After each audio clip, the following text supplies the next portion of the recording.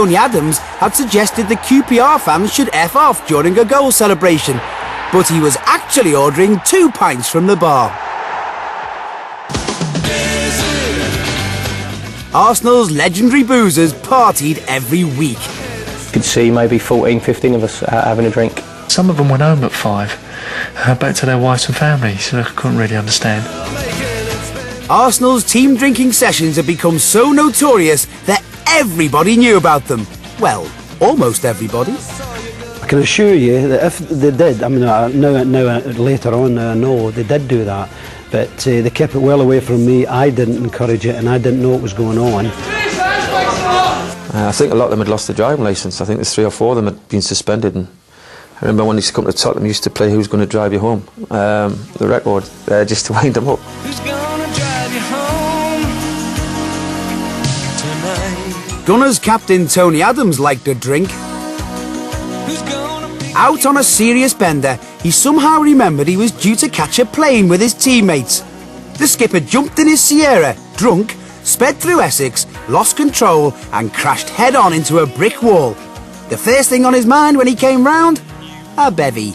The people at the brick wall that I'd wrecked said, "Do you want a drink?" And I just thought, whiskey, scotch, brandy. But I could see they probably meant tea now or coffee, but looking back I thought it was hilarious. Tony was late and everybody's there at Heathrow, and then he turns up and he's in a right state. You could see he was drunk. And he started shaking his hair on all the glass where he'd gone through the windscreen, come out of his hair. Adams had to go to court to face the magistrates just 3 days before Christmas. Prior to Christmas every year, the law is always out to hit the drink drivers. The Arsenal and England footballer Tony Adams has been sent to prison for 4 months for reckless driving and drink driving offences. They wanted to make an example out of a name, and unfortunately it was Tony Adams.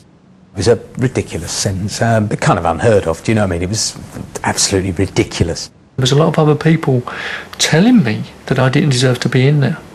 The point of the matter is that me abusing alcohol got me into prison. Simple as that. Shocked by their captain's imprisonment, Arsenal's despondent team decided to do the decent thing. Raise a glass to him.